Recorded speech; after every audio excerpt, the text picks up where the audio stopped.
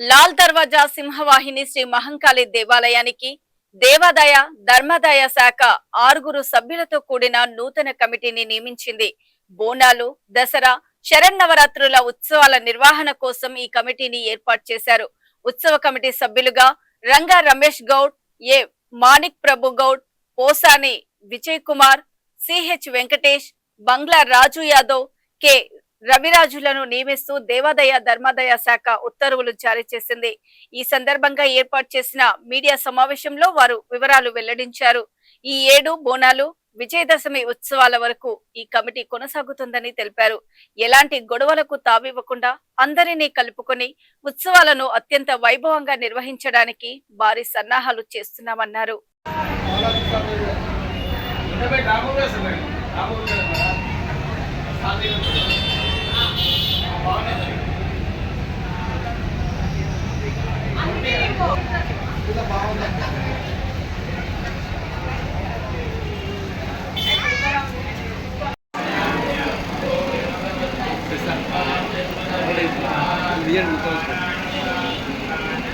అందులో వాడరా గుర్తుపట్టిందా?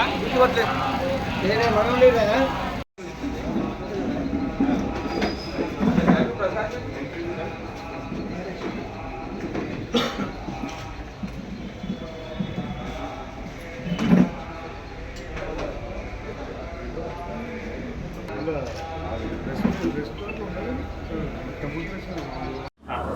సింహవాహిని మహంకాళి మాతేశ్వరి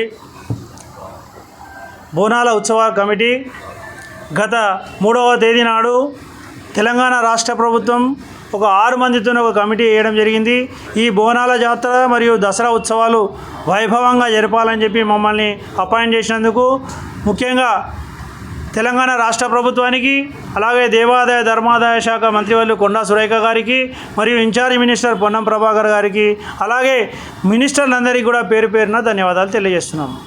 ఈనాడు మేము జరిపేటటువంటి ఈ బోనాల ఉత్సవాలు ఇప్పటికే శుక్రవారం 31వ తేదీ నాడు ప్రారంభమైనాయి. ఇక రేపటి నుంచి జరగబోయే కార్యక్రమాలు ఏదైతే ఉన్నాయో అత్యంత వైభవంగా జరపడానికి మేము 6 మంది సభ్యులను కూడా సిద్ధంగా ఉన్నాం. ఇక రేపు ఏదైతే గురువారం ఉందో రేపు బుధవారం ఉందో శాకాంబరి పూజ ఉంటుంది. శాకాంబరి పూజ కూడా పెద్ద ఎత్తున నిర్వహిస్తున్నాం. భక్తులందరినీ సాధారణంగా ఆహ్వానిస్తున్నాం. అదే మాదిరిగా ఎల్లుండి గురువారం నాడు పెద్ద ఎత్తున సిటీ కాలేజ్ నుంచి ఇక్కడికి వచ్చే బోనాలు ఏదైతే ఉన్నాయో విద్యార్థులు పెద్ద ఎత్తున తీసుకొస్తున్నారు. వారాన్ని కూడా సాధారణంగా ఆహ్వానిస్తున్నాం.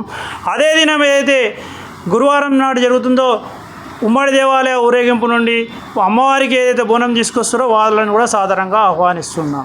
అదే శుక్రవారం నాడు పెద్ద ఎత్తున మేము గత 16 సంవత్సరాల క్రితం ప్రారంభించినటువంటి శిఖర హారతి ఏదైతే ఉందో ఆ హారతికి సంబంధించినటువంటి వస్తువులు ప్లేట్లే కానీ దీపంతలే కానీ ఒక 2,000 మందికి అన్నీ అరేంజ్ చేయడం జరిగింది.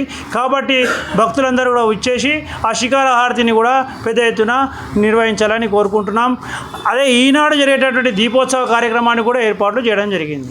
అదే మాదిరిగా శనివారం నాడు జరిగేటటువంటి ఉత్సవాలు ఏవైతే ఉన్నాయో ఆ ఉత్సవాలు తొట్టెలను ఆహ్వానించడమే కానీ, అర్ధరాత్రి జరిగే బలిగంపనే కానీ, ఆ తర్వాత వచ్చే బోనాలకు కానీ అందరికీ అన్ని సదుపాయాలు ఏర్పాటు చేసినాం.